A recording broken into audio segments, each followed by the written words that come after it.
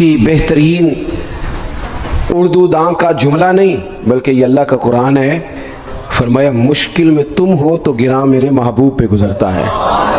حضور تو جلدی کرتے ہیں تمہاری بھلائی چاہنے میں. کیوں؟ رشتہ بڑا گہرا ہے. النبی اولیٰ بالمؤمنین من انفسہم. فرمایا یہ وہ محبوب ہیں جو تمہاری جانوں سے بھی تمہارے زیادہ قریب ہیں. رسول کائنات صلی اللہ تعالی علیہ وآلہ وسلم امت کے حق میں نرم دل رکھتے. نرم. لوگ سمجھتے ہیں شاید کسی کا بھلا یہ ہوتا ہے اس کو 4 پیسے دے دیے جائیں، شاید اس کا بھلا یہ ہے کہ اسے نوکری پہ لگوا دیا جائے، شاید بھلا یہ ہے کہ اس شخص کو اگر کسی وہ مشکل میں آ گیا ہے تھانے کچہری کے معاملے میں تو وہاں اس کو سہولت دلا دی جائے، آسانی کر دی جائے، کسی کو مضبوط کر دیا جائے، تو یہ اس کے ساتھ بھلائی ہے. میرے رسول پاک صلی اللہ تعالی علیہ وسلم نے بتایا کہ میں نہ مکارم اخلاق کی تکمیل کے لیے آیا ہوں، میں تمہارا وہ نفع کرنے آیا ہوں کہ تمہارا دل ساری جگہوں سے ہٹا کے رب رسول کی طرف مائل کر دیں. تمہاری طبیعتوں کے اندر جو سختی ہے اسے نرمی میں بدلنا ہے. تمہارے مزاجوں کے اندر جو بے لگام خواہشات ہیں انہیں شریعت اسلامیہ کی پابندی کی لگام دینی ہے. حضور سید عالم علیہ السلام نے لوگوں کی اصلاح کا جو دیکھے نا، اگر کسی گھر میں بگڑے بچے سمجھ جائے نا تو روٹی تھوڑی بھی ہو تو گزارا ہو جاتا ہے. اگر گھر والے اخلاقاً اتنے اعلیٰ ہوں، ایک دوسرے سے پیار کرتے ہوں تو تھوڑے پیسوں پر بھی وقت گزر جاتا ہے. رسول پاک کا دل دھڑکتا تھا. کس لیے؟ صرف اس لیے نہیں کہ لوگوں کو نوکریاں مل جائیں، مال مل جائے، لوگ جو ہیں ان کے گھر کشادہ ہو جائیں، بلکہ حضور کا دل دھڑکتا تھا کہ لوگ دوزخ سے بچ جائیں، جنت کی طرف ان کا سفر ہو جائے. ان کے دلوں سے حسد کو، تکبر کو، غرور کو، انا کو، خود پسندی کو، عجب کو نکال دیا جائے. یتلو علیکم آیاتنا ویزکیکم، ان کا تزکیہ کر دیا جائے، دل صاف کر دیے جائیں. رسول پاک صلی اللہ علیہ وسلم احساس کے ساتھ جاتے. ہمارے ہاں نا تبلیغ ہوتی ہے لیکن اس میں درد نہیں ہوتا، اللہ ماشاءاللہ اچھے لوگوں کی بات نہیں کرتا. لو میرے جیسے آدمی نے تقریر کرنی ہے، گھنٹہ گزارنا ہی ہے، تو پھر بعض اوقات نفس کی خواہشیں غالب ہوتی ہیں تو وہ اصلاح سے زیادہ شوق داد لینے کا غالب آ جاتا ہے.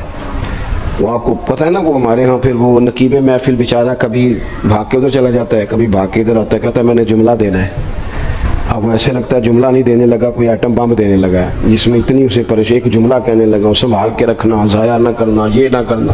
وہ تو جملہ رہنے دے، تو آیت دے ہمیں کوئی قرآن پاک کی، تو ہمیں کوئی حدیث پاک سنا، تو سادی سی بات کر. یہ تو مطلب، اور پھر وہ داد کا اتنا شوق کہ جب تک سارے ہاتھ نہ کڑھیں، جب تک شمال جنوب والے نہ بول پڑیں تب تک بات نہیں ہوگی. یہ کیسی بات ہوئی؟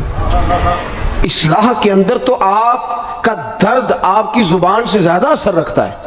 اقبال کہنے لگے کہ بات جو دل سے نکلتی ہے اثر رکھتی ہے، پر تو نہیں، پر طاقت پرواز مگر رکھتی ہے.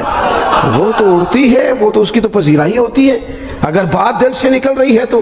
عزیز بھائی یاد رکھیے گا، حضور سید عالم علیہ السلام درد دل کے ساتھ دعوت دیتے لوگوں. 10 دن حضور نے طائف میں قیام کیا ہے، ایک بندے نے بھی کلمہ نہیں پڑھا، الٹا انہوں نے روڑے مارے، تکلیف دی. حضور واپس آ رہے ہیں، صحابی ساتھ ہے، باغ میں بیٹھ گئے. اتنی صحت مبارک پر انہوں نے معاذ اللہ تعالیٰ سنگ باری کی کہ خون مبارک بہ رہا ہے. فوراً عرض گزار ہوئے، یا رسول اللہ صلی اللہ علیہ وسلم آپ دعا کر دیں یہ تباہ ہو جائیں. فرشتہ بھی حاضر ہو گیا، حضور آپ دعا کریں یہ تباہ ہو جائیں.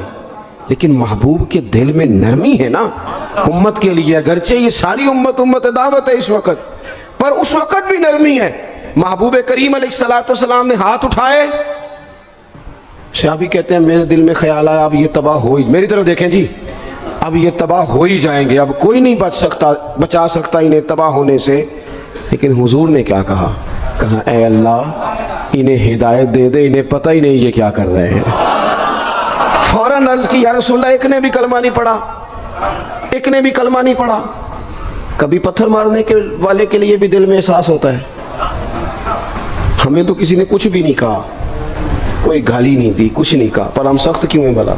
وہ ہمارے پیچھے نہیں چلتا ہاتھ باندھ کے، جی میں ہاں نہیں ملاتا، تو ہمارا دل اس کے لیے سخت ہے. 2 ہی تو بندے ٹھیک ہے دنیا میں، ایک میں ٹھیک ہوں اور ایک جو میری ہاں میں ہاں ملائے پوری وہ ٹھیک ہے. دونوں ہاتھ باندھ کے پیچھے چلے، تیسرے کو میں کیسے ٹھیک ہونے دیتا ہوں؟ میرا مزاج ہی نہیں، اللہ ماشاءاللہ ہماری طبیعت ہی نہیں ہوتی ایسی. خدا کے بندو जब दिल कुशादा हो, तबीयतें खुली हों, फिर इस तरह का थोड़ी मिजाज होता है।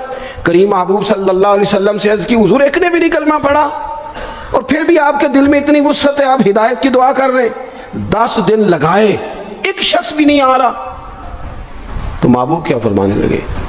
करीम फरमाने लगे, मुझे पता है इन्होंने तकलीफ दी है, एक ने भी कलमा नहीं पढ़ा, जल्दी ना परेशान हो जाया करें। कुछ लोग जल्दी जल्दी कच्चे जुमले बोए, साड़ी कौम नहीं ठीक हो सकती जी, ऐसमो लगता कुछ नहीं हो सकता जी, ये नहीं ठीक हो सकते, फलाने नहीं ठीक हो सकते। शिकवा जुल्मत शब से तो कहीं बेहतर था, अपने हिस्से की कोई शम्मा जलाते जाते। अल्लाह के हबीब सल्लल्लाहु अलैहि वसल्लम से अर्ज़ की, या रसूल अल्लाह सल्लल्लाहु अलैहि वसल्लम एक भी नहीं माना और आपने फिर हिदायत की दुआ की। तो ये मेरे महबूब का उम्मीद का तरीका है। करीम फरमाने लगे, अगर आज ये नहीं मानते तो फिर भी तबाही की दुआ नहीं करनी, ये नहीं मानते तो इनकी आने वाली नस्लें मान जाएंगी, मान जाएंगे लोग। अपने दिल में जब आप नरमी ले आते, हमारे ना सैकड़ों नौजवान गुनाहों में चले गए एक एक इलाके से। जो आदमी गुनाह में मुब्तला होता है ना, वो सख्त तकलीफ में होता है। इंसान को जो चीज़ सबसे ज़्यादा सताती है वो उसकी अपनी गलतियां होती हैं। हदीस में फरमाया, मा हाका फी सदरिक, खटकता है सीने में, चुभता है गुनाह। ये तकलीफ दे मामला होता है, तड़पते हैं लोग, सिसकते हैं। लेकिन रवायती अंदाज सारा जब हमारी मजालस और महफिल में हो जाता है, कोई नहीं वक्त देने वाला, प्यार करने वाला, थपकी देने वाला, बाजू थाम, कोई नहीं। एक तकरीर वो है जो मैं आपसे करता हूँ, बस ठीक है, घंटा गुजारना है। तो वो भी कई मेरी तरह के लोग हैं जो जुमेरात को फैसला करते हैं सवेरे क्या बयान करना। हालांकि मेरी तरह के जो छोटे हैं वो हफ्ते से ही तैयारी शुरू कर लेते हैं ताकि कुछ गौर फिक्र करके कौम के सामने रखा जाए, ज़रूरी। अब एक तकरीर मैं आपसे करता हूँ, समझाने के लिए अर्ज़ करता हूँ। एक तकरीर ऐसी है जो खतीब साहब आपसे करते हैं और खुदा न खास्ता अल्लाह ताला माफ़ करे, सिर्फ समझाने के लिए। अगर उनको पता चल जाए कि उनका बेटा किसी गलती में मुब्तला हो गया तो फिर भी उसी तरह ही दाद व तहसीन के लिए लाश पश करके तकरीर होगी? नहीं, फिर ये अंदाज नहीं होता। फिर तो बच्चा को सामने बिठा के बाप अपनी पगड़ी उसके पैरों में रखता है, फिर तो माँ दुपट्टा पैरों में रखती है, कहती पुत्र मेरी कमाई ना उजाड़ देना। और ना पता चला तो सिगरेट पीने लग गया, खुदा खैर करे, तेरी मेहरबानी। सोता नहीं, उसका चेहरा परेशान है। अब बात आई है ना, अब ये वक्त आया तबलीग का, इस्लाह का। उसे मिन्नत करके समझाया, उसको गुजारिश की। उसने कहा अब्बा जी गलती हो गई थी, आइंदा नहीं करता। पूरी उसने तसल्ली दी, फिर भी नहीं सोता। बच्चा तो वादा करके चला गया, फिर भी नहीं सोया। वो अपने कमरे में चला गया और इसने मुसल्ला बिछा लिया। कहा या अल्लाह ये मेरी उम्र की कमाई है, मालिक इसे हिदायत दे दे। ओ भाई, जब तू इस अंदाज में मिल्लत के हर बेटे की इस्लाह करने लगेगा, और इससे मुराद सिर्फ खतीब वाइज ही नहीं, हुजूर ने हम सब के जिम्मे लगाया था, बल्लिग वन्नी वलौ आया। हम सब की जिम्मेदारी है लोगों के लिए, लोगों को कायल करें। मुझे बताओ, अपनी ज़ात के हक में कायल करना हो तो करते हैं कि नहीं? होता है नमाज की दावत हम कैसे देते हैं? हम कहते हैं पढ़ लिए कर नमाज, इतने पैसे कहाँ लेके जाएगा, यही दावत होती है। वो कहता है तूने अपनी कब्र में जाना और मैंने, ये तो है हमारा दीन के हक में। और महफिल में आना अगर टाइम मिला तो ठीक, ये है दीन के हक में। और जब अपनी बारी आए, किसी से 50,000 रुपये चाहिए थे, फ़ोन किया उसको, मिलना था, वो कहता हुक्म करें, कहते नहीं टेलीफोन वाली बात नहीं, कहते मैं तो 2 बजे मिलूंगा, तू 2:30 बजे मिल, पर मैं मिल के कर दी। फिर जाते ही उससे 50,000 मांगा नहीं, पहले मिन्नत की, दुख सुनाया, फिर उसे साबित कराया कि तेरे अलावा देना भी किसी ने नहीं, सारे गलत बंदे हैं, तू ठीक है माज़अल्लाह। फिर उसको ये भी साबित कराया वक्त पे वापस कर दूंगा। इतनी सारी गुजारिश करके रो धो के जब वो पूरा कायल हो गया तो आखिर में कहा मुझे 50,000। सही कह रहा हूँ? हाँ ना तो करो ना, हल्का सा ऐसे ऐसे तो करो ना, होता है कि नहीं ऐसे? ओ भाई, अपने हक में कायल करना था तो तुझे सारा तरीका आता था, और रब रसूल के हक में कायल करने का तुझे तरीका ही नहीं आता। तुझे पता ही कोई नहीं कि कैसे कायल करना है। अपने लिए तूने कायल मायल करना था, सारा पता था, सब खबर थी कैसे मनाना है। और किसी को मस्जिद के लिए मनाना था तो कहता जी मेरी को मानते ही नहीं, मेरी कौन सुनता है। आप जब तक इस दर्द से, ज़ाज़ान नाम का एक गवैया था, बगदाद में गाता था, आवाज़ बड़ी सुरीली थी, बड़े लोग उसके गिर्द जमा हो जाते। हज़रत अब्दुल्ला इब्न मसूद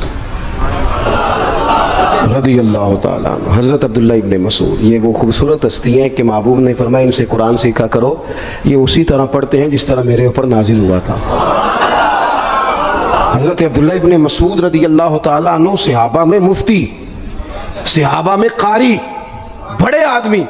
حضرت عبداللہ ابن مسعود ایک دن گزر رہے تھے کسی مقام سے جہاں بھی وہ رہتا تھا، تو وہاں اللہ معاف فرمائے گانے بجانے کی مجلس سجی ہوئی تھی، وہ گا رہا تھا، آپ گزرے تو کانوں میں ہلکی سی آواز گئی۔ قریب ایک شخص سے پوچھا یہ کون ہے، کس کی آواز ہے؟ کہا حضرت یہ زازان نام کا ایک گویہ ہے۔ وہیں کھڑے کھڑے درد سے کہنے لگے کتنی سونی آواز ہے، کاش یہ قرآن پاک کی تلاوت کرتا، اتنی خوبصورت آواز ہے، کوئی تو ہونا جو اس درد سے بات کرے، کاش یہ قرآن پاک پڑھتا۔ اور پھر دعا مانگتے آگے تشریف لے گئے۔ وہ جوان تھا، فارغ ہو کے باہر نکلا، لوگوں کا رش تھا۔ ایک شخص نے اسے روکے، کہا زازان ادھر آ، پتہ آج کیا ہوا؟ کہا جناب کیا؟ کہنے لگے جانتے ہو حضرت عبداللہ ابن مسعود کو؟ کہا جانتے ہیں۔ فرمایا وہ صحابی رسول صلی اللہ علیہ وسلم آج گزرے، تیری آواز ان کی سماعتوں سے ٹکرائی تو فرمانے لگے کاش یہ قرآن پاک پڑھتا۔ کہنے لگا صحیح بتاؤ انہوں نے میرا نام لیا؟ صحیح بتاؤ میرے لیے کہا انہوں نے؟ میرے جیسے شخص کے لیے میں سوچ بھی نہیں سکتا، میں کہاں وہ کہاں، میرا نام لیا ہے؟ کہاں؟ تھوڑی دیر رکا، چند لمحوں پتہ نہیں سوچیں کہاں کہاں کا سفر کر کے آئیں، وہ ساری سوچیں درد بن کے آنسو بنی، اور پھر آنسو داڑھی پہ ٹپکے چہرے پہ آئے۔ پھر لوگوں سے پوچھنے لگا گھر کا پتہ بتاؤ گے؟ کہا وہ فلاں جگہ پہ موجود ہیں۔ دوڑا گیا، دروازے پہ دستک دی، حضرت عبداللہ ابن مسعود آئے، کہا کون ہو بیٹا؟